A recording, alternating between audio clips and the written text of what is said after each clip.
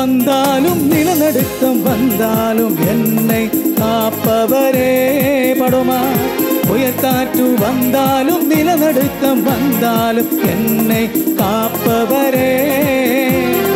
என் மேல் அன்பு வைப்பவரே, எனக்காய் யுத்தம் செய்பவரே. என் மேல் அன்பு வைப்பவரே, எனக்காய் யுத்தம் செய்பவரே. ஹல்லேலூயா ஹல்லேலூயா ஹல்லேலூயா ஹல்லேலூயா ஹல்லேலூயா ஹல்லேலூயா ஹல்லேலூயா ஹல்லேலூயா. எலோஹே எலோஹே எலோஹே உம்மை துதிப்பேன். எலோஹே எலோஹே எலோஹே உம்மை துதிப்பேன். Elohim Yahweh Elohim Yahweh Elohim Yahweh Elohim Yahweh. சத்தமா Elohim Yahweh Elohim Yahweh Elohim Yahweh Elohim Yahweh. Hallelujah. சமாதானத்தின் தேவன் நம் ஆண்டவர் யாரு? நம் ஆண்டவர் யாரு? உலகிலேயே சமாதானத்தையே முதலாக அறிவித்தவர் இயேசு கிறிஸ்து. ரெண்டு காரியங்களை தான் அரவணைத்தார். ஒன்று சமாதானம். அவர் எந்த நேரத்தில் யாரை சந்தித்தாலும் உங்களுக்கு. அடுத்தது அவர் வெளிப்படுத்தியது அன்பு. அன்பு உலகத்துக்கு அறிமுகப்படுத்தியது அன்பு. ரெண்டு காரியங்கள். அப்போ சமாதானமும் அன்பும். சமாதானம் எங்கே இருக்கிறதோ அங்கே அன்பு இருக்கும். அன்பு எங்கே இருக்கிறதோ. ஹல்லேலூயா. நம் ஆண்டவர் சமாதானத்தின் தேவராக இருக்கிறார் என்று சொல்லுகிறார். சாத்தானோ சமாதானத்தை கெடுக்கிறவன். இந்த உலகத்தில் ரெண்டு சக்திகள் தான். ஒன்று தெய்வீக சக்தி, இன்னொன்று தீய சக்தியான சாத்தான். எப்பொழுதுமே நம்மை கவிழ்க்கலாம் என்று நினைத்து கொண்டு இருப்பவர். இன்றெல்லாம் அரசியல் யாரை கவிழ்க்கலாம், யாரை இதெல்லாம் பார்க்குறோம். ஆனால் சாத்தான் அந்நாட்களில் இருந்து நம்மை கவிழ்க்கிறதுக்குன்னே எந்த நேரத்தில் எந்த குழியிலேயே நம்மை வீழ வைக்கலாம், சிக்க வைக்கலாம். ஆனால் ஆண்டவர் என்ன சொல்றார்? விழுந்து கிடந்தால் உன்னை நான் தூக்கி நிறுத்துவேன் என்று சொல்லக்கூடிய ஒரு தேவருடைய பிள்ளைகளாக நாம் இருக்கிறோம். தேர்வு செய்யப்பட்ட பிள்ளைகள் நாம் எல்லோரும் தேர்வு செய்யப்பட்டவர்கள், தேர்ந்தெடுக்கப்படாதவர்கள் அல்ல. இயேசு சொன்னார், நீங்க என்ன தேர்ந்தெடுக்கவில்லை. சொல்லுங்களேன். இயேசு என்ன சொன்னார்? நீங்கள் என்ன தேர்ந்தெடுக்கவில்லை, நான் தான் உங்களை தேர்ந்தெடுத்தேன். பிரியமானவரே, நாம் தேர்ந்தெடுத்த ஏதேனும் ஒரு பொருள் நல்லது அல்லன்னு சொல்லுமா?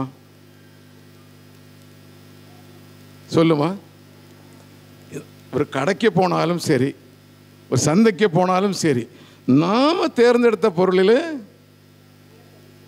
யாராவது குற்றம் கண்டுபிடித்தா கூட நாம அதெல்லாம் ஒன்றும் இல்லை, நான் நல்லது தான் பார்த்து எடுத்திருக்கிறேன், அது நல்லது தான், உங்கள் கண்ணுக்கு தான் சரியில்லை. ஆனால் நம்ம ஆண்டவர் என்ன சொல்லுகிறார்? நான் தேர்ந்தெடுத்தேன் என்று சொல்லும் பொழுது நம்மை அவர் எப்படி பாதுகாப்பார்? எப்படி பாதுகாப்பார்? கண்மணி போல உன்னை பாதுகாப்பேன் என்று சொல்லுகிறார். ரெக்கையின் கீழே உன்னை நான் பாதுகாப்பேன் என்று சொல்லுகிறார். அப்படி சொல்லக்கூடிய எந்த கடவுளும் இந்த உலகத்தில் இல்லை. 1008 கடவுள் இருக்கலாம், ஏராளமான கடவுள் இருக்கலாம் உலகமெங்கிலுமே. ஆனால் நான் தான் ஒருவன் என்று ஆண்டவர் சொன்னார். அநேக கடவுள்கள், அதற்கு எல்லாத்திற்கும் மேலாக ஒரே ஒரு கடவுள், இயேசு கிறிஸ்து. யாரது? அந்த இயேசு கிறிஸ்து என்ன சொல்லுகிறார்? சமாதானத்தை தருகிறதுக்காகவே நான் இந்த உலகுக்கு வந்தேன் என்றார். சமாதானம் கிடைக்கக்கூடிய யார் கெடுத்துறானோ அவனை அழிப்பதற்காகவே நான் வந்தேன். வாசிப்போம், ரோமா 16:20 வாசித்து பார்ப்போம். ரோமையர் திருமுகத்திலேயே 16ஆம் அதிகாரத்திலேயே 20ஆம் வசனத்தை நாம் உற்று பார்ப்போம். அமைதி தரும் கடவுள் சாத்தானே உங்கள் காலடியில் நசுக்கி போடுவார் இருப்பதாக. பிரியமானவரே, நம்புறீங்களா? நம்புறீங்களா? ஒரு ஆமேன்னு சொல்லுங்களேன். நம்புறதா இருந்து ஒரு ஆமேன்னு சொல்லுங்களேன். ஆமேன் என்ற அப்படி ஆகட்டும் என்று தான் சொல்ற அர்த்தம். வேற ஒன்றும் இதுக்கு அர்த்தம் கிடையாது. அப்படியே ஆகட்டும். ஆண்டவர் சொல்லுகிறார், அவனை நான் நசுக்கி போடுவேன் என்றார். உனக்கு எதிராக வரக்கூடிய எதுவாயிருந்தாலும் சரி, அது மனித வடிவத்தில் வந்தாலும் சரி, தீய வடிவத்தில் வந்தாலும் சரி, தீங்குகளாயிருந்தாலும் சரி, செய்வினைகளாயிருந்தாலும் சரி, கட்டுகளாயிருந்தாலும் சரி, அவையெல்லாம் நான் நொறுக்குவேன் என்று ஆண்டவர் சொல்லுகிறார். என்ன வாக்குறுதி பார்த்தீங்களா? என்ன வாக்குறுதி! ஏதேன் தோட்டத்திலேயே அந்நாட்களில் ஒரு வாக்குறுதி கொடுத்த மனிதனையே தோற்றுவித்த அந்த நாளிலேயே ஆண்டவர் நமக்கு ஒரு வாக்குறுதி கொடுக்கிறார். கடவுள் நமக்கு ஒரு வாக்குறுதி கொடுக்கிறார். தொடக்க நூல் 3ஆம் அதிகாரத்திலேயே 15ஆம் வசனத்தை வாசித்து பாருங்க. தொடக்க நூல் ஆதி ஆகமம், உமக்கும் பெண்ணுக்கும் உன் வித்துக்கும் அவள் வித்துக்கும் பகையை உண்டாக்குவேன். அவள் வித்து உன் தலையை காயப்படுத்தும்.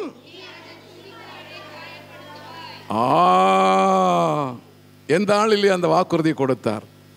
மனிதன் தோன்றிய அந்த நாளிலேயே. பிரியமானவரே, எத்தனை ஆயிரம் ஆண்டுகள் கடந்து போனாலும் தொடர்ந்து அந்த வாக்குறுதியை நிறைவேற்றி கொண்டிருக்கிற தேவருடைய பிள்ளைகளாக நாம் இருக்கிறோம். ஆமென். ஹல்லேலூயா, ஹல்லேலூயா, ஹல்லேலூயா. காரணம் என்ன?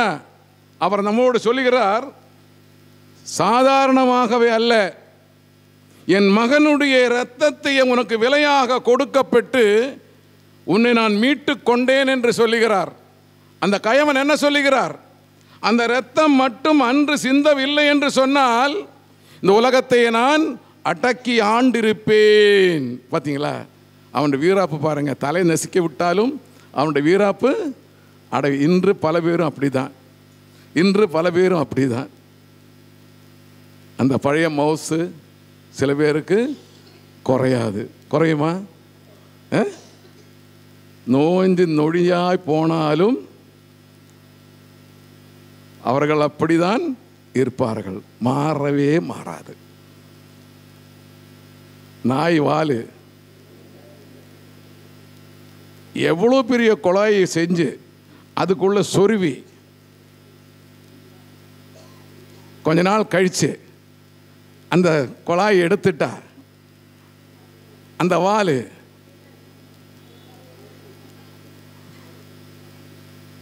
இதில் யாராவது வந்து அந்த வால் வளையாம ஸ்ட்ரெயிட்டாக இருக்குன்னு யாராவது சொல்ல முடியுமா? இல்லை. அதுதான் நம்ம கதியும். எவ்வளவுதான் நன்மைகளை செய்தாலும் கிடைத்தாலும் பெற்றாலும் அனுபவித்தாலும் சிறிய சங்கடத்தையே தாங்கவே முடியாது. சிறிய வேதனையே தாங்க முடியாது. சிறிய நோய் வந்தாலே தாங்க முடியாது. காரணம் என்ன? தேனா தின்னுட்டு தேனா குடிச்சிட்டு கொஞ்சம் பாவைக்காய் நீர் ஒரு ஸ்பூன் அது குடிச்சா எப்படி இருக்கும்? கசக்குமா? அதுதாங்க. ஆஃப்டர் ஆல் அட்லீஸ்ட் அந்த பாவக்காய் நீர் எவ்வளோ நேரத்துக்கு நிற்கும்? அந்த கசப்பு நமக்கு வந்திருக்கக்கூடிய துன்பம், துயரம், வேதனை, கஷ்டங்கள் எல்லாமே தற்காலிகமானது என்று ஆண்டவர் சொல்லுகிறார். தற்காலிகம். அரசாங்கத்திலையும் அலுவலகங்களிலும் தனியார் நிறுவனங்களிலும் தற்காலிகமான ஊழியர்கள் என்று கேள்விப்பட்டிருப்பீங்க. கேட்டிருப்பீங்களா? ஆங்கிலத்திலேயே டெம்பரரி இல்லையா? நமக்கு வரக்கூடிய துன்பங்கள் நிரந்தரமானதா? அவர் சொல்லுகிறார் தற்காலிகமானது. அது கூட உன்னாலே உணர்ந்து கொள்ள முடியவில்லையா? புலம்பிக் கொண்டே இருப்பார். வீடுகளிலேயே பல பேரும் புலம்புவதை நீங்க பார்த்திருப்பீங்க. சகோதரி மாதிரி நான் உங்களை குறை சொல்லலை. நீங்க நினைப்பீங்க எப்போ பார்த்தாலும் இவர் எங்களையே குறை சொல்லிட்டு இருப்பீங்க. சகோதரர்கள் புலம்புவது நான் பார்த்திருக்கேன். நானே புலம்பி இருக்கிறேன். அது எல்லாருக்கும் இருக்கிறது அதானே? புலம்பாத யாராவது இருக்கா? ஆணானாலும் பெண்ணானாலும் படைப்பு ரெண்டு தானே இருக்கு. ஆண் பெண், அவ்வளோதானே. அந்த புலம்பல் என்றது எல்லோருக்கும் சமமானது. ஆனால் யார் புலம்பும் அதிகமாக வெளிப்படும்? காரணம் அவங்க தான் இழிச்சவாங்க இல்லையா? அப்படிதானே என்ன சொல்லி இங்கே இந்த சாத்தான் என்ன சொல்கிறான் பார்த்தியா? அன்று மட்டும் நீ ரத்தம் சிந்தவில்லை என்று சொன்னால், அந்த கல்வாரியிலே அந்த ரத்தம் சிந்தவில்லை என்று சொன்னால், கல்வாரியிலே இன்னும் 2 பேர் ரத்தம் சிந்தி இருக்கிறார்கள். ஆனால் உம்முடைய ரத்தம் அது விலை உயர்ந்தது. காரணம், உன்னுடைய ஒரே மகனையே இந்த உலகுக்கு அவர் கையளித்தார். ஆறு? தந்தை. யாராவது செய்வாரா? 2 பிள்ளைகள் இருந்த ஒரு பிள்ளையை குருவாக்க சொன்னான்னு ஆக்குவாங்களா?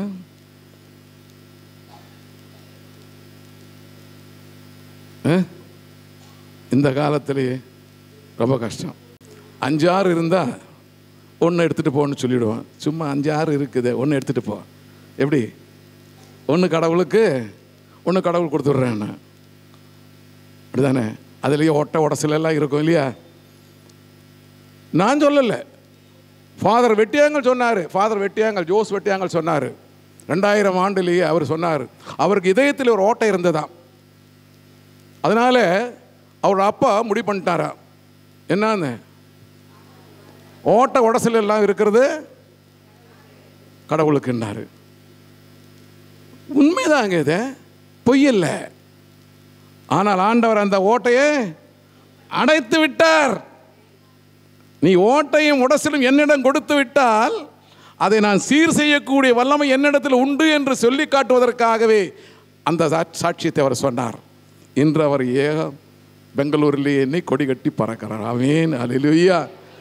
எவ்வளவோ பேர் இன்றைக்கு எங்கே சென்றாலும் அந்த வசனத்தை கேட்க, எந்த இருந்தாலும் அந்த வார்த்தையை கேட்க, எந்த இருந்தாலும் அவர் பிரசங்கத்தை கேட்க கூட்டம் அலை மோதிக்கொண்டிருக்கிறது.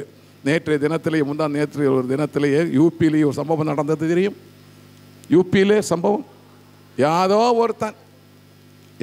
ஒருத்தன் அவன் போகும்போது அவன் காலடியிலே மண் எடுக்கிறதுக்கு அவன் சுத்த பொய்யனா இருக்கிறான். பைபிள் வாசிச்சுட்டான்.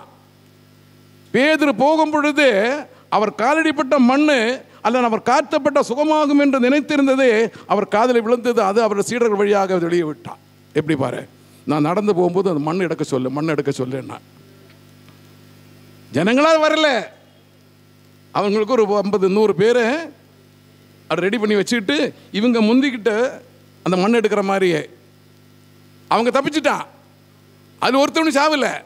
அப்பாவி ஜனங்க அந்த மண் எடுக்கிறதுக்காக மண் எடுத்துட்டா வீட்டுக்குள்ள வச்சா நல்லது நடக்குமா? இன்னும் நல்லது நடக்கும். நல்லது நடக்குமா? என்ன நடக்குன்றது நமக்கு தெரியும் இல்லையா? அங்கே நடந்துருச்சு இல்லையா? என்ன நடந்தது? 126 பேர். அதான் நல்லது இல்லையா? ஜனத்தொகை கம்மியாகி போயிடுச்சு இல்லையா? இந்த மாதிரி ஒரு 10 பேர் இருந்தா 10 பேர் எண்ணத்துக்கு ஒருத்தர் இருந்தால் போகிறோம் அப்படி தானே சொல்லுவாங்க இல்லையா? 10 பேர் எண்ணத்துக்கு ஒருத்தர் இருந்தால் போகிறோம். பிரியமானவரே, இந்த இதுவே சொல்லுகிறது, இரத்தத்தை கொண்டு அவனின் கிரியைகளை அழித்தார் என்று சொல்லுகிறார். அவனுடைய கிரியைகள், சாத்தான் கிரியைகள் என்றது அநேகம் உண்டு. சாத்தான் கிரியைகள் அநேகம் உண்டு. நம்ம பார்க்கின்றோம். சில பேர் சொல்லுவார்கள், செய்வனை பக்கத்து வீட்டுக்காரங்க நம்ம வீட்டுக்கு எலுமிச்சை பழத்தை செஞ்சு எங்கள் வாசலுக்கு போட்டாங்க, மஞ்சள் தீர்ந்துச்சு எங்கள் வாசலில் தைச்சிட்டாங்க, நாங்கள் தெரியாமல் மேய்ச்சிட்டாங்க, அதனால் என் காலில் முட்டி வலி வந்துச்சு, விரல் வலி வந்துச்சு, காலில் புண்ணு வந்துச்சு. எல்லாமே அவங்க செஞ்சது தான், செய்வினை தான். அதுக்காக என்ன செய்யணும்? யார் போனோம்? யார்கிட்ட போனோம்? மந்திரவாதிகிட்ட. ஏசப்பாடியா, நல்ல கதையாக இருக்குதுங்க. தானே பார்த்தேன். மந்திரவாதியை தேடி போகிறான். அவனோ திருட்டு பயலு. திருட்டு பயல்கிட்ட திருட்டு பயல் பண்ண எப்படி இருக்கும்? 2 திருடனும் சேர்ந்து என்ன இருக்கும்? ஏமானா இருக்கும். Praise the Lord. இதுதாங்க இவன் சொல்றான். இந்த சாத்தான் சொல்றது இதுதான். அன்று அந்த கல்வாரியிலேயே சிந்திய அந்த இரத்தத்தின் மூலமாகவே என்னை அவன் படுக்க வைத்து விட்டார். அதனால நீங்க எல்லாம் தப்பித்து விட்டீர்கள். இல்லைன்னு சொன்னா நான் உங்களை என்ன யாருமே சொல்ல மாட்டீங்களே. இன்னும் ஒரு வழி சொல்ல மாட்டீங்களா? இருக்கட்டும் இருக்கட்டும், அப்பாலைக்கு பார்த்துக்கலாம். என்ன சொல்லுவேன்? அப்பாலை பார்த்துக்கலான்ற. என்ன இது? நேரம் வரும்போது யானைக்கு ஒரு காலம் வந்தா அப்ப நீங்க எல்லாம் பூனைகளா? நம்ம சிங்க குட்டிகள். வேதம் சொல்லுகிறது நீங்க பூனைகள் அல்ல, பூனைகள் அல்ல. நாம் யாரும் பூனைகள் அல்ல, சிங்க குட்டிகள். ஆமென். நம் ஆண்டவர் சிங்கமாயிருக்கிறார், அவன் அசிங்கமாயிருக்கிறான். சாத்தான் அசிங்கமாயிருக்கிறான். அவனுக்கு எதிராக நிற்பான் யாரு? சிங்கம். சிங்கத்தின் குட்டிகள், சிங்க குட்டிகள், சிங்கத்தின் குட்டிகள். Praise the Lord. Hallelujah. அதை சொல்றதுக்கு என்னங்க கூச்சப்படுறீங்க? தைரியமாக சொல்ல வேண்டியது தானே. நாங்கள் பட்டினி கிடக்க மாட்டோம், குறை வராது. அந்த நம்பிக்கையும் விசுவாசமும் நமக்கு இருக்கணும். அடுத்தது என்ன சொல்றாருன்னா, பூமியிலே சமாதானம் என்று சொல்லுகிறார். பூமியிலே சமாதானம். அது என்ன பூமியிலே சமாதானம்? பூமியிலே சமாதானம் என்றதும் விண்ணிலே சமாதானம் என்றதும் வித்தியாசம் இருக்கா? விண்ணில சமாதானத்துக்கு எந்த குறையும் இருக்காது. அந்த மண்ணில சமாதானம் அப்பப்போ போய் அப்பப்போ வரும். மின்சாரம் போயிட்டு வர்றது போல இல்லையா? கரண்ட் கட்டு எப்படி வரும்? காத்தடிச்சா, மழை பெய்தா, இடி இடிச்சா. நம்முடைய பழக்கத்தை தான் சொல்றேன். உங்க ஊர்ல என்ன இருக்குன்னு எனக்கு தெரியாது. அம்பத்தூர்ல இருக்குது நாங்க சொல்றோம். காத்தடிச்சா உடனே போய், அது ஒரு மழை பெஞ்சா உடனே, இடி இடிச்சா அவ்வளோதான், வீட்டில் கரண்ட் இருக்காது. சரிதானே? சரிதானே? இதே தான். ஆனால் பூமியில் சமாதானத்துக்கும் விண்ணில சமாதானத்துக்கும் வித்தியாசம் இருக்கு. அதற்காகவே லூக்கா நற்செய்தி 2ஆம் அதிகாரத்திலேயே 13, 14 வசனத்தை வாடிப்போம். வாசிங்க. லூக்கா 2ஆம் அதிகாரம் 13, 14 வசனங்கள். விண்ணக தூதர் பேரணி அந்த தூதருடன் சேர்ந்து உன்னதத்தின் கடவுளுக்கு மாட்சி உண்டாவதாக, உலகில் அவருக்கு ஒருந்தோருக்கு சமாதானம் உண்டாகுவதாக என்று. பார்த்தீங்களா? அப்ப 2 விதமான சமாதானத்திலேயே முக்கியமான சமாதானம் என்று ஆன தூதர்கள் இறங்கி வந்து எங்களுடைய சமாதானம் என்று சொல்வதற்கு பதிலாக தேவருடைய சமாதானம் என்று சொல்லுகிறார். உன்னதத்திலிருந்து இறங்கி வந்த தூதர்கள் இந்த பூமியில் இருக்கக்கூடிய மனிதர்களை பார்த்து சொல்லுகிறார், இதோ உன்னதத்திலிருந்து இறங்கி வந்த தூதர்களாகிய நாங்கள் உனக்கு வாக்குத்தத்தம் தள்ளுகிறது உன்னதத்தின் சமாதானம்.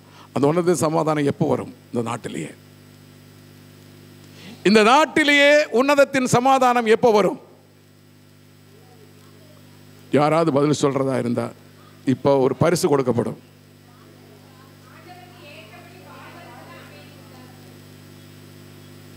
கரெக்டா சொல்லுங்க, கரெக்டா சொல்லுங்க.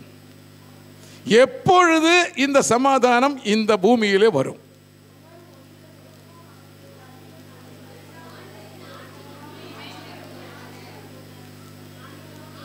நீங்க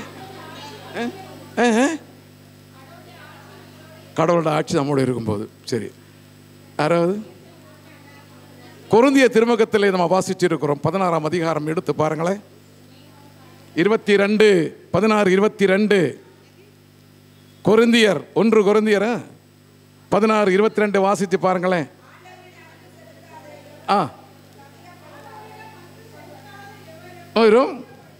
அடுத்தது என்ன அர்த்தம்? மாராநாத்தா என்றால் அர்த்தம் என்ன? ஆண்டவரே விரைவிலே வாரும், வேகமாக வாரும். எப்போ சொல்வது? எப்போ சொல்வது? நம்ம எல்லாம் வந்து புலம்புற நேரத்திலேயே ஒன்று சொல்லும், என்னை எடுத்துக்கோங்க, என்னால் இது தாங்க முடியாது, இந்த குடிகாரன் கணவருடைய தொல்லை என்னால் தாங்க முடியாது, ஊர் சுத்திர அந்த பொம்பளை வந்து நான் வாழ்க்கை நடத்த முடியாது, பிள்ளைகளின் பேச்சு கேட்கது இல்லை, எனக்கு தாறுமாறான பிள்ளைகளும் தாறுமாறான என் குடும்பமும், ஆண்டவரே என்ன சீக்கிரமா எடுத்துக்கோ, அப்படிதானே சொல்றது? ஆனால் அதற்கு பதிலாகவே ஆண்டவரே வேகமாக வாரும், மாரநாத்தா, ஆயத்தப்படுத்த வேண்டும் நம்மை அவர் வருகைக்காக, இரண்டாம் வருகைக்காகவே நம்மளை பாதுகாத்துக் கொள்ள வேண்டும், நம்மளை ஆயத்தப்படுத்திக் கொள்ள வேண்டும். அதற்கு பதிலாக நம்ம என்ன சொல்லுகிறோம்? புலம்புகிறோம். இந்த புலம்பலை நிறுத்தணும். அதுக்காக என்ன சொல்றார்? ஏசியா புஸ்தகத்திலேயே 11ஆம் அதிகாரம் 6 முதல் 8 வரை உள்ள வசனங்களை நீ பார்த்தால், பூமியில சமாதானத்துக்கும் விண்ணில சமாதானத்துக்கும் என்ன வித்தியாசம் என்றதை காண முடியும். அந்த விண்ணில் இருந்த சமாதானத்தை இந்த பூமியிலே வரும் பொழுது, அந்த விண்ணில் உள்ள அந்த அரசு இந்த மண்ணுக்கு வரும் பொழுது, இந்த ஆட்சி நடத்தக்கூடிய அதிகாரத்தை முழுமையாக இயேசு கிறிஸ்து ஏற்றுக்கொள்ளும் போது, இந்த மண்ணின் அதிகாரம் முழுமையாக ராஜாவாக இருக்கும் பொழுது, அந்த அரசனுடைய கீழ் இருக்கக்கூடிய நாம் தேர்ந்து பெடுக்கப்பட்ட மக்கள், வேற யாரும் கிடையாது, தேர்ந்தெடுத்தவருக்கு மட்டும்தான் அந்த உரிமை. அதனால்தான் இயேசு கிறிஸ்து தெளிவாக சொல்லுகிறார், உங்களை நான் தேர்ந்தெடுத்தேன், ஒருவரையும் அவர் விட்டு விட மாட்டோம். எவ்வளவு பெரிய கொடிய பாவியாயிருந்தாலும் விட்டு விட மாட்டோம். அதற்கு உதாரணம் தான் சிலுவையிலே தொங்கி அந்த கொடும் பாவி அந்த கடைசி நேரத்தில் கூட ஆண்டவரே என்னை நினைவில் கொள்ளு என்று சொன்ன பொழுது, இன்று நீ என்னோடு, பார்த்தீங்களா? நமக்கு பொருந்துமா பொருந்தாதா? பிரியமானவரே, நமக்கு அது பொருந்தும். எவ்வளவு பெரிய கொடிய பாவியா இருந்தாலும் நாம் ஒன்றும் அவ்வளவு பெரிய கொடிய பாவிகள் கிடையாது, ஆண்டவரை தேடாதவர்கள் கிடையாது. ஒரு நாள் இல்லைன்னா இன்னொரு நாள் விட்டு ஆண்டவரை தேடுகிறவர், ஆண்டவரிடத்தில் நம்ம மண்டியிட்டு ஜெபிக்கக்கூடியவர்கள், ஆண்டவரிடத்தில் வேண்டுகிறவர்கள், அந்த வேண்டுகோளை ஏற்று அதை கேட்டபடியே இணங்கி நமக்கு தேவையானதை கொடுக்கக்கூடியவர், அதை புரிந்து கொண்டு அவர் சாட்சியாக ஜீவிக்கக்கூடியவர்கள். நம்மளை விடுவாரா? நம்மளை கை விடுவாரா? அந்த கொடிய பாவிக்கு அந்த விடுதலை கொடுத்திருந்தால் நம்மை போல சிறு சிறு பாவம் செய்திருக்கக்கூடிய நம்மை ஒவ்வொருவரையும் அவர் விட்டு மாட்டார். ஆமென், அல்லேலூயா. அந்த வசனம் வாசிங்க, 11:6-8. அந்நாட்களில் ஓநாய் செம்மறியோடு தங்கி இருக்குமா? ஓநாய் செம்மறியோடு தங்கி இருக்குமா? அது நடக்கும். அடுத்தது, ஆட்டுக்குட்டியோடு சிறுத்த புலி கொள்ளுமா? அன்று நடக்கும் என்று சமாதானத்தின் தேவன் இந்த நாட்டிலே வரும் பொழுது, சமாதானத்தின் தேவன் இந்த ஆட்சி புரியும் பொழுது, அந்த ஆட்சியிலே நாம் பங்கு பெறும் பொழுது, பங்கு பெற வேண்டும். அதற்காக நம்மை ஆயத்தப்படுத்த வேண்டும். அடுத்தது, சிங்க குட்டியும் காளையும் கூடி வாழுமா? வாழுமா? வாழுமா? நடக்காத காரியங்கள். இந்த வசனம் வாசித்த பிறகு இதெல்லாம் நடக்க போகிற காரியமா? நாங்கள் தான் கண் கூட பார்த்துட்டு இருக்கிறோம். ஆட்டுக்குட்டியை பார்த்தாலும், மட்டுக்குட்டி, கண்ணுக்குட்டியை பார்த்தாலும் சிங்கம் என்ன செய்யும்? கவிழ்மா கவாதா? ஒரே பாய்ச்சல் தான். இதெல்லாம் நடக்குமா அப்படின்னு நம்ம சந்தேகப்பட ஐயப்படக்கூடாது, ஐயப்பாடு இருக்கக்கூடாது, சந்தேகம் இருக்கக்கூடாது. வேத வசனம் நம்பணும், விசுவசிக்கணும். அவருடைய வருகை நாளிலேயே, 2ஆம் வருகை நாளிலேயே இது எல்லாம் நடைபெறும், இதெல்லாம் நடைபெறும், சந்தேகமே இல்லை. அடுத்து 4வது, பச்சிளங்குழந்தை அதை நடத்தி செல்லும் என்று சொல்லுகிறார். பச்சிளங்குழந்தை அந்த சிங்கத்தையே நடத்தி செல்லும் என்று சொல்லி. அடுத்து 5, பசுவும் கரடியும் ஒன்றாய் மேயும். அடுத்தது, அவற்றின் குட்டிகள் சேர்ந்து படுத்து கிடக்கும். அடுத்தது, சிங்கம் மாட்டை போல் வைக்கோல் தின்னும். நம்ம சொல்லுவாங்க, சிங்கம் பசித்தால் பட்டினி தான் கிடக்கும், சிங்கம் புல்லு தின்னுமா? ஆனால் இங்கே சொல்றார், சிங்கம் வைக்கோல் தின்னும்ன்றார். அப்போ அந்த சிங்கம் யாரா இருக்கும்? மாட்டு போல இருக்கும் இல்லையா? மாட்டு கன்று போல இருக்கும் இல்லையா? அந்த சிங்கத்தின் கௌரவம் எல்லாம் போயிடும். ஏன்னா ஒரிஜினல் சிங்கம் இருக்கும்போது அந்த சிங்கத்துக்கு விலை இருக்காது. அல்லேலூயா. அடுத்தது 8, பால் குடிக்கும் குழந்தை விரியன் பாம்பின் வலையில் விளையாடுமா. பாம்போட விளையாடுமா. பாம்பு சபிக்கப்பட்ட ஒரு ஜீவி. ஆண்டவர் சொல்லுகிறார், நீ சபிக்கப்பட்டவன். மண்ணிலே ஊர்ந்து செல்லுமா, மண்ணை நீ கவிழுமா, மண்ணை நீ தின்னுமா, புழுதியை நீ தின்னும். காரணம் என்ன? என் படைப்பை நீ ஏமாத்தி விட்டதனாலே, என் படைப்பை நீ ஏமாத்தி விட்டதனாலே நீ சபிக்கப்பட்டவளாக மாற்றப்படும். அதையும் கூட நம்ம அதையும் கூட என்ன சொல்லுகிறார்? பால் குடிக்கும் குழியம் பாம்பு வளையல் விளையாடும், பால் குடி மறந்த குழந்தை கட்டுவரியும் பாம்பி வளையில் கையை விடும். அடுத்தது, தீமை செய்வோர் யாரும் இல்லை. ஆமென். தீமை செய்வோர் யாருமே இல்லையா? தீமை செய்வோர் யாருமே இல்லையா? நம்ப முடியுமா? ஒரு பொறாமையோ, ஒரு எரிச்சலோ, ஒரு கோபமோ, ஒரு தாபமோ இருக்கவே இருக்காது. இருக்கவே இருக்காது. எல்லோரும் சமம், எல்லோருக்கும் கிடைக்கும். எல்லோருக்கும் கிடைக்கும்னு சொன்னால் யாராவது முண்டி அடித்து ஓடுமா? புடவை கொடுக்கும்போது எப்படி ஓடினாங்க? இலவசமாக புடவை கொடுக்கும்போது எப்படி ஓடினாங்க? இலவசமாக எதனும் கொடுப்பதாக இருந்தால் எப்படி ஓடுவாங்க? முதல்ல போகிறவங்களுக்கு தான் கிடைக்கும், அப்புறம் போகிறவங்களுக்கு கிடைக்காது இல்லையா? அதனால் நம்ம சொல்லி குற்றம் உண்டா? 1000 பேர் கொடுக்குறதா இருந்தால் 900 பேருக்கு தான் கொண்டு வருவாங்க. 100 பேர் கடைசி வர 100 பேருக்கு கிடைக்காது. ஆனால் இந்த காலத்திலேயே என்ன நடக்கும்? இந்த சமாதானத்தின் காலத்தில் என்ன நடக்கும்? எல்லோருக்கும் எப்பொழுதும் எல்லாமே கிடைக்கும். ஆமென். அதுதான் சமாதானம். அதுதான் சமாதான அறிக்கை. நான் சமாதான தேவனாய் இருக்கிறேன், சமாதானத்தின் கர்த்தராய் இருக்கிறேன் என்று சொல்லும் பொழுது, அந்த கர்த்தர் படைக்கப்பட்டால் நம்ம ஒவ்வொருவரும் அதை புரிந்து கொண்டும் அறிந்து கொண்டும் அனுபவித்து கொண்டும் இருக்கக்கூடிய சாட்சிகளாய் இருப்பீர்கள். ஆமென். அல்லேலூயா, அல்லேலூயா, அல்லேலூயா. இறுதியாக இயேசு இந்த உலகத்தில் எதற்காக வந்தார்?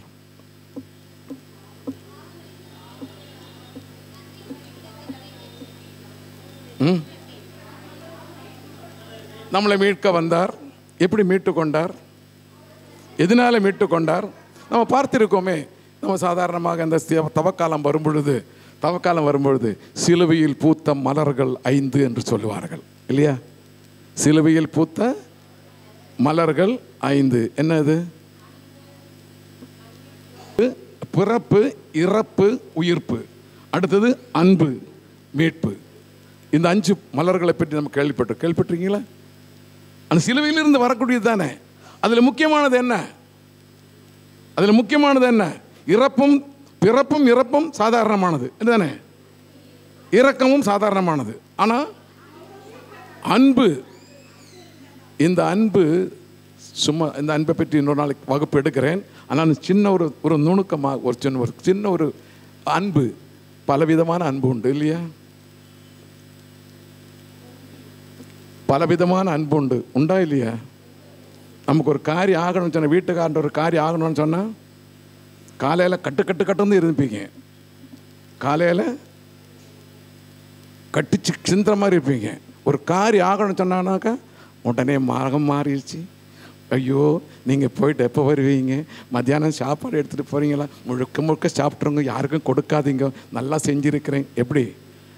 அப்போவே புரிஞ்சு கொள்ளுவார் அவர் என்னன்னு. ஏதோ வேட்டு வைக்க போகிறாரு. அவரே கேட்பார், வெக்கப்பட்டு கேட்பார், என்ன கேட்க போகிறேன் சொல்லுமா, என்னால் முடிஞ்சது தான் தர முடியும் அப்படின்னுவான் இல்லையா? நடக்கிறது தானே. உண்டா இல்லையா? நாங்கள் அந்த மாதிரி ஆளுகள் கிடையாது. அப்படி தானே? நாங்கள் ஸ்ட்ரெயிட் ஃபார்வேர்ட். ஐயா வாங்கிட்டு வாயா, நீ வரும்போது வெறுங்கையோட வராத, பை நிறைய வாங்கிட்டு வா. காலம் மாறி போச்சு இல்லையா? அதில் அந்த காலத்திலேயே சொல்லிட்டாங்க சகோதரி, உரிமைன்னு சொல்லிட்டாங்க. உரிமை குரல் எப்படி பார்த்தீங்களா?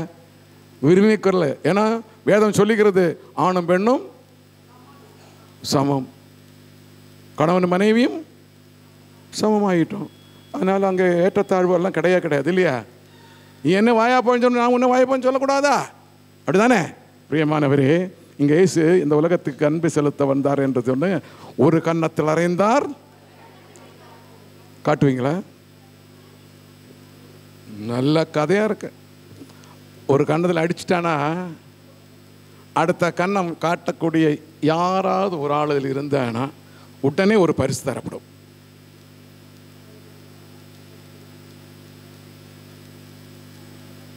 ஒரு ஆள் கூட கிடையாது, நானும் கிடையாது. அப்போ பரிசு கம்பெனிக்கு சொந்தம் இல்லையா? அப்படிதானே? அல்லேலூயா, பிரைஸ் தி லார்ட். ஆண்டவரின் அன்பு இந்த உலகிலே சமாதானத்தை கொண்டு வந்திருக்கிறது என்று சொல்லுகிறார். கர்த்தருடைய அன்பு இந்த உலகத்தில் சமாதானத்தை கொண்டு வந்திருக்கிறது. அதனால இயேசு கிறிஸ்து எப்பொழுதுமே சமாதானம் சமாதானம் சமாதானம் என்று சொல்லுகிறார். திருப்பலியில் கூட நமக்கு அதானே கடைசியாக நமக்கு என்ன சொல்றது? என் சமாதானம் உங்களோடு இருப்பாராக. நாம் என்ன சொல்றோம்? நம்ம சொல்றோமா? நீ கொடுயா, நாங்க வாங்கிட்டே இருப்போம். என்னென்ன நீ கொடு, நாங்க வாங்கிட்டே இருப்போம். அவரும் கொடுத்து கொண்டே இருப்பார். கொடை வள்ளல், கொடுத்து கொடுத்து கை சிவந்து போயிடும். அந்த காலத்தில் ஒருத்தர் சொன்னார், கொடை வள்ளலை பற்றி, கொடுத்து கொடுத்து கை சிவந்த கைன்னு. எதனால சிவந்த கைன்னு எனக்கு தெரியல. பிரைஸ் தி லார்ட், ஹல்லேலூயா, ஹல்லேலூயா. அடுத்து சொல்றாரு, நாம் இந்த உலகத்திலேயே அந்த சமாதான பிரபுவுக்கு முதல் இடம் கொடுக்கணும். அந்த சமாதான பிரபுவுக்கு முதல் இடம் கொடுக்கணும். அவர் சமாதான தேவனாய் இருக்கிறதுக்கும் சமாதான பிரபுவாய் இருக்கிறதுக்கும் வித்தியாசம் உண்டு. உண்டா இல்லையா? சமாதான பிரபுவாய் இருந்த பொழுது அவர் மனிதனாய் இருந்தார். ஆமென். அவர் மனித வடிவத்தில் வந்த நேரத்திலே அவர் பிரபுவாய் இருந்தார். அதற்கு பிறகு அவர் வடிவம் மாற்றும் பொழுது அவர் தேவனாக இருக்கிறார். அதனால்தான் ஆண்டவர் சொல்லுகிறார், சமாதான பிரபுவாய சமாதானத்தின் தேவனாகி மாறிய பொழுது அந்த சமாதான பிரபுவாய் இருந்து உங்களுக்கு கொடுக்கப்பட்ட அந்த அன்பு அது உங்கள் உள்ளத்திலேயே கள்ளம் கபடமற்றதாக இருக்க வேண்டும், களங்கம் இல்லாதாக இருக்க வேண்டும். பிரைஸ் தி லார்ட், ஹல்லேலூயா, ஹல்லேலூயா. ஒரே ஒரு வசனத்தை மட்டும் எடுத்து முடித்துக் கொள்வோம். திருப்பாடல் 122:7 மட்டும் வாசித்து முடித்துக் கொள்வோம். ஒரே ஒரு வசனம், 122:7. உன் கோட்டைக்குள் சமாதானமும் உன் மாளிகையில் நல்வாழ்வும் இருப்பதாக. நம் கோட்டை என்ன? நம் கோட்டை எது? நம்ம உடல். நாம் இருக்கக்கூடிய வீடும் நம்முடைய உடலும் தான் கோட்டை. அதில் என்ன இருக்கணும்? அவருடைய அமைதியும் அவருடைய சமாதானம் இருப்பதாக. ஏற்றுக்கொள்வீங்களா? சங்கீதம் 122:8 நீங்க வாசித்து பாருங்க. 7:8 வாசித்து பாருங்க. 8, உன்னுள் சமாதானம் நிலவுவதாக. பார்த்தீங்களா? உன்னுள் என் சமாதானம் நிலவுவதாக. அப்படி அவருடைய சமாதானத்தையே நம் உள்ளத்திலேயே நிறுத்தி இருக்கா இல்லையா என்ற கேள்வியோட எழுந்து நிற்போம். அவருடைய சமாதானம் உலக சமாதானம் அல்ல, அது அழிந்து போகக்கூடிய சமாதானம். அவர் தருகின்ற சமாதானம் என்றைக்கும் நீடிக்கக்கூடியது. அது நமது உள்ளத்திலேயே இருக்கிறதா என்று அவர் கேட்கிறார். அதுக்கு பதில் சொல்லக்கூடிய விதத்திலேயே எழுந்து நின்று, ஒரு நிமிஷம் நம்ம எழுந்து நின்று, நாங்கள் எல்லோரும் எங்கள் உள்ளத்திலேயே அவரை ஏற்றுக்கொண்டிருக்கிறோம். அந்த ஆண்டவராக இயேசு கிறிஸ்து சமாதான தேவன், சமாதான பிரபுவே நான் ஏற்றுக்கொண்டிருக்கிறேன். அது பிரகாரமாக என் வாழ்க்கை இனிமேல் வரக்கூடிய ஒவ்வொரு நாட்களும் அவருடைய வருகை நாள் வரையிலும் அது தொடர்ந்து கொண்டே இருக்கும். அதில் எவ்விதமான மாற்றமும் இல்லை என்ற வாக்குறுதியை அவருக்கு கொடுப்போம். கொடுக்குறீங்களா? வாக்குறுதி அவர் கொடுக்க, அவர்கிட்ட வாக்குறுதி வாங்குறீங்க, அவருக்கு நாம் ஒரு வாக்குறுதி கொடுக்க வேண்டாமா? நாங்கள் வாழ்ந்து காட்டுவோம். சொல்லுங்களேன், நாங்கள் வாழ்ந்து காட்டுவோம் அவருக்கு சாட்சியாக. ஆமேன், ஆமேன், ஆமேன்.